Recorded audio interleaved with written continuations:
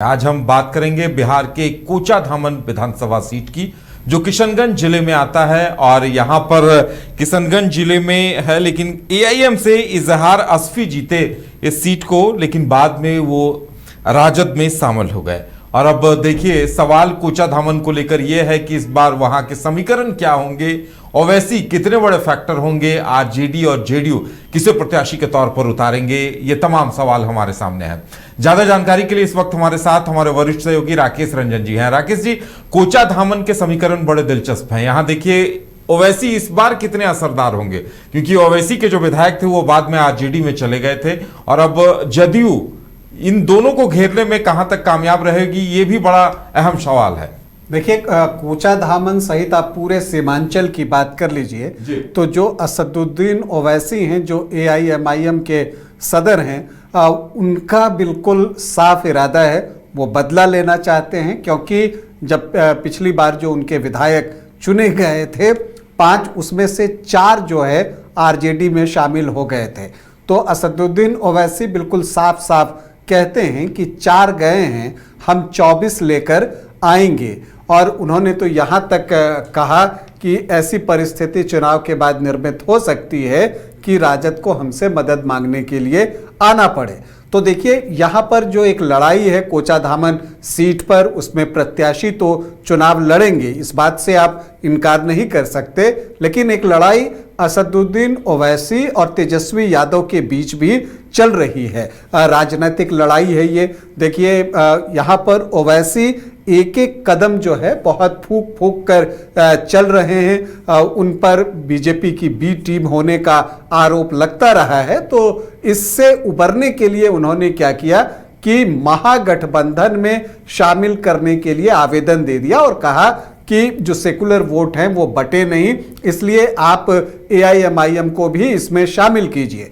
कोई जवाब नहीं मिला। तो आपको बताता हूं कि गुरुवार को जो है वो आप अख्तरुल ईमान जो हैं पूरे लाम लश्कर के साथ लालू आवास के बाहर पहुंचे, ढोल नगाड़ा बजाया और कहा कि एआईएमआईएम को आप महागठबंधन में शामिल कीजिए ताकि सेकुलर वोट बटे नहीं। तो बार बार ऐसा करने के पीछे जो है मतलब बहुत साफ है कि वो ये संदेश लोगों तक पहुंचाना चाहते हैं कि वो बीजेपी की बी टीम नहीं है, उनको भी चुनाव लड़ने का अधिकार है और वो तो चाहते हैं कि वो महागठबंधन में शामिल हो जाएं ताकि बीजेपी को यहां से हटाया जा सके, बीजेपी जेडीयू को की बिहार से रुखसत हो सके। तो ये जो है एक आपको कैलकुलेटिव चाल जो है असदुद्दीन ओवैसी की तरफ से की गई है, एआईएमआईएम की तरफ से। अगर आप कोचाधामन विधानसभा सीट की बात कीजिए तो ये सीट बहुत हॉट सीट हो गई है, क्योंकि पिछले चुनाव में यहां से एआईएमआईएम के मोहम्मद इजहार असफी चुनाव जीते थे, लेकिन बाद में वो जो है राजद में शामिल हो गए।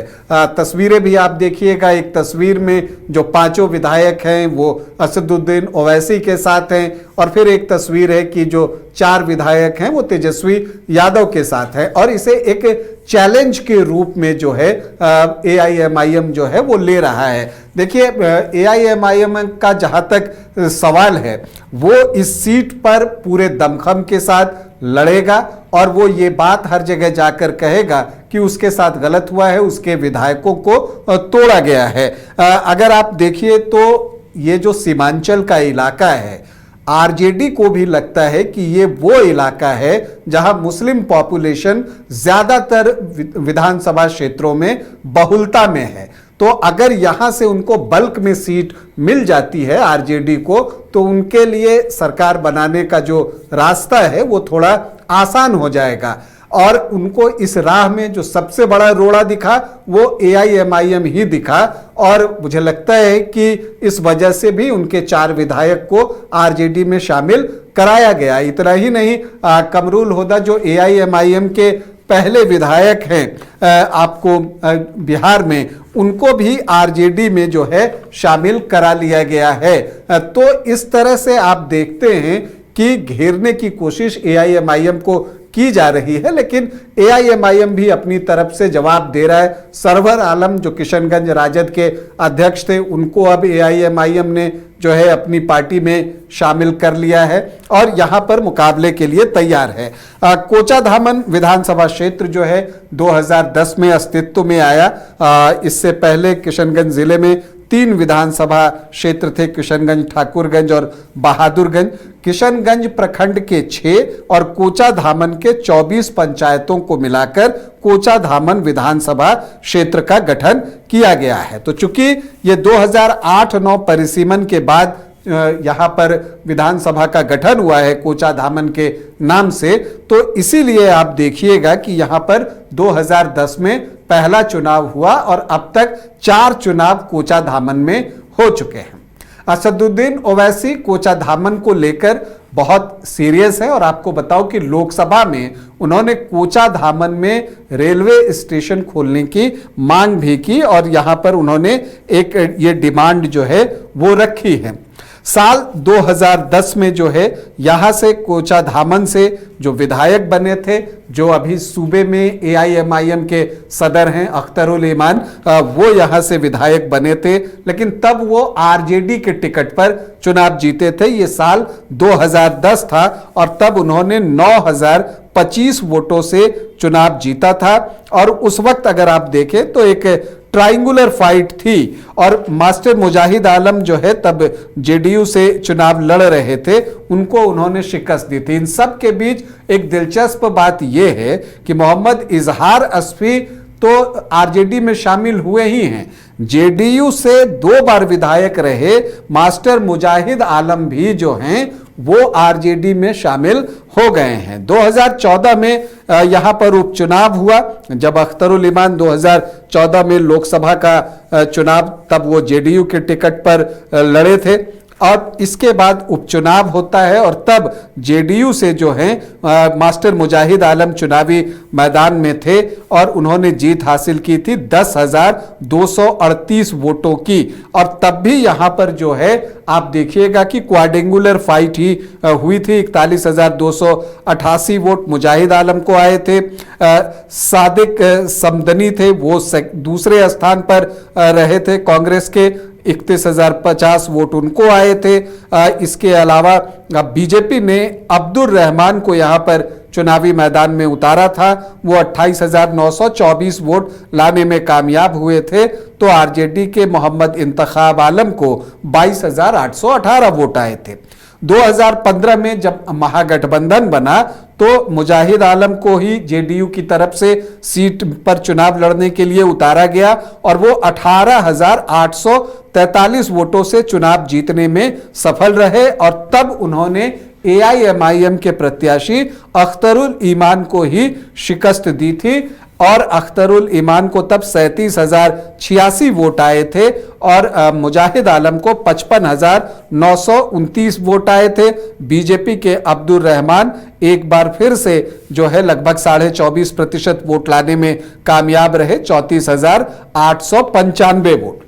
फिर 2020 आता है, तब तक JDU जो है वापस से NDA फोल्डर में आ गया था, लेकिन AIMIM यहां से मोहम्मद इजहार अस्फी को चुनावी मैदान में उतारता है। RJD से शाहिद आलम थे और JDU से मुजाहिद आलम, तो मोहम्मद इजहार अस्फी को 79,893 वोट आते हैं, 49.5% वोट। तो AIMIM की लोकप्रियता क्षेत्र में लगातार बढ़ती हुई दिखी है। तब मास्टर मुजाहिद आलम को 27% वोट आए, 43,750 वोट, और शाहिद आलम जो RJD के प्रत्याशी थे उनको 26,134 वोट, मतलब 16.18% वोट आए और मोहम्मद इजहार अस्फी 36,143 वोटों से चुनाव जीतने में सफल रहे। लेकिन बाद में इजहार अस्फी जो हैं वो RJD में शामिल हो गए। AIMIM को ये बात नागवार गुजरी है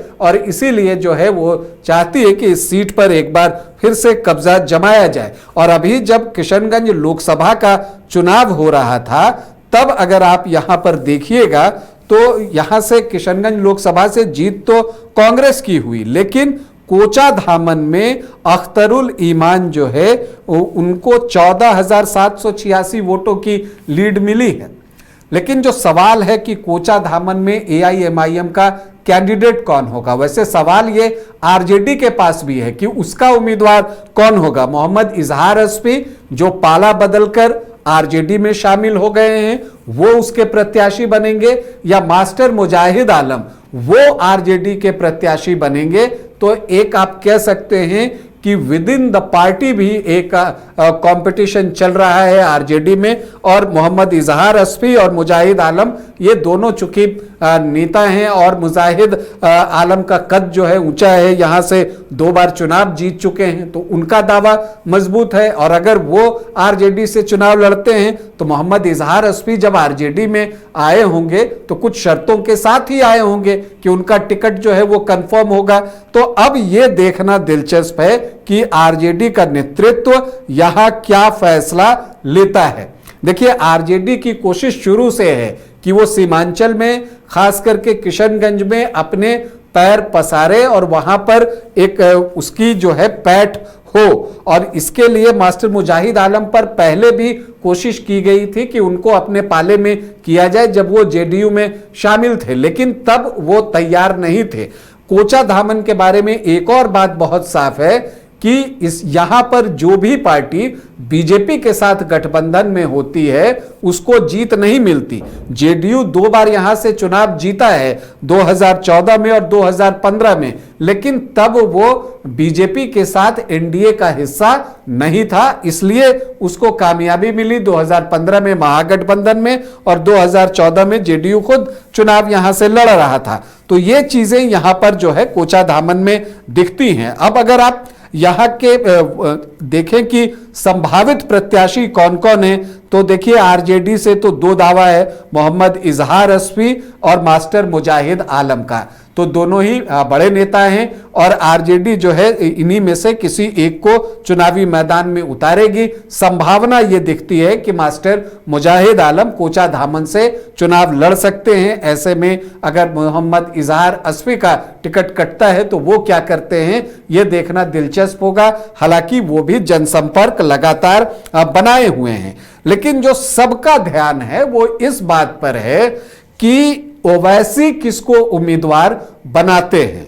तो जो एक लेटेस्ट डेवलपमेंट है वो ये है कि सरवर आलम जो हैं वो आपको, जो कि किशनगंज में पूर्व जिला अध्यक्ष हैं आरजेडी के, वो अब एआईएमआईएम में शामिल हो रहे हैं। तो अब उनके शामिल होने के बाद उनको संभावित प्रत्याशी के तौर पर एआईएमआईएम का देखा जा रहा है। वैसे एक और नाम पहले से चल रहा था, मुफ्ती जसीम अख्तर का, इन पर भी जो है ये हालांकि अभी एआईएमआईएम में शामिल नहीं है, लेकिन इन्होंने कुछ इंटरव्यूज में ये कहा है कि बीजेपी छोड़कर वो किसी भी पार्टी से चुनाव लड़ सकते हैं। तो एक दावेदार मुफ्ती जसीम अख्तर भी हैं, दूसरे सरवर आलम हो गए, जफर असलम है कोचा धामन प्रखंड अध्यक्ष, उनकी भी दावेदारी है। वो भी कहते हैं कि अगर पार्टी टिकट देगी तो वो चुनाव लड़ना चाहते हैं। तो ये 3 नाम प्रमुखता से एआईएमआईएम की तरफ से चल रहे हैं, लेकिन इन सब के बीच जेडीयू को अभी प्लान करना है कि यहां पर वो किसे अपना प्रत्याशी बनाए, क्योंकि उसके जो ट्रायल एंड टेस्टेड प्रत्याशी थे, बड़े नेता थे मास्टर मुजाहिद आलम, उन्होंने जो है नीतीश कुमार का साथ अब छोड़ दिया है, वो अब तेजस्वी यादव के साथ हैं, आरजेडी ज्वाइन कर ली है,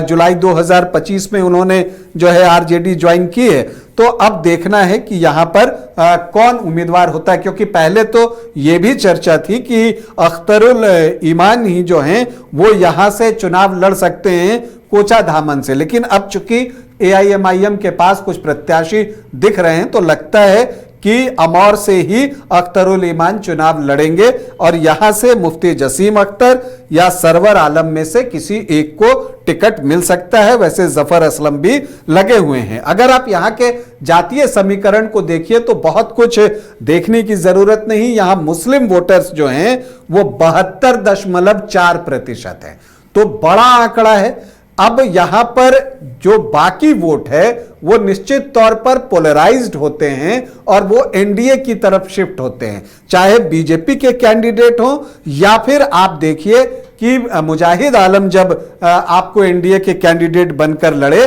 तो वो वोट उनको गया। तो अगर आप 72.5% निकाल दें तो आपको 27.5% के आसपास जो है वो वोट बच जाता है। और वो पोलराइज कैसे होता है, अगर आप देखिए तो 2010 में मुजाहिद आलम एनडीए के प्रत्याशी थे, तब उनको 27.5% वोट आया था। 2014 के उपचुनाव में बीजेपी ने अपना प्रत्याशी दिया था तो उनको लगभग 23% वोट आया था। 2015 में 24.5% बीजेपी को वोट आया और 2020 में एनडीए के प्रत्याशी मुजाहिद आलम थे तो उनको 27% वोट आया। तो एक काउंटर पोलराइजेशन यहां पर होता है और एनडीए के लिए संभावना तभी बन सकती है जब मुस्लिम वोट जो हैं वो इस तरह से 3 खेमों में कम से कम बटे बराबर बराबर, तब वैसी परिस्थिति में एनडीए के लिए कोई जगह बन सकती है। नहीं तो इस बार लगता तो ऐसा ही है कि जो मुख्य मुकाबला एआईएमआईएम और आरजेडी के बीच ही आपको देखने के लिए मिलेगा। अब इसमें एनडीए जो है अपने लिए अवसर की तलाश करेगा, लेकिन कोचाधामन एक प्रतिष्ठा की सीट है दोनों दलों के लिए, चाहे वो असदुद्दीन ओवैसी हो या तेजस्वी यादव हो। दोनों की कोशिश होगी कि हर हाल में कोचाधामन की सीट जीती जाए और इसीलिए कोचाधामन पर सबकी निगाहें लगी हुई हैं। एक रोचक रोमांचक मुकाबला जो है कोचाधामन में होने जा रहा है। देखना यह है कि क्या असदुद्दीन ओवैसी हिसाब चुकता करते हैं या फिर राजद जो है कोचाधामन में आपको लालटेन जलाने में सफल होता है। तो कोचाधामन की जंग में इस बार कौन बाजी मारेगा, ये सबसे बड़ा दिलचस्प सवाल होगा। और आरजेडी चक्रव्यूह से इस सीट को फिर निकाल पाएगी या फिर जदयू को फायदा होगा या ओवैसी फिर से असरदार साबित होंगे, ये देखने वाली बात होगी।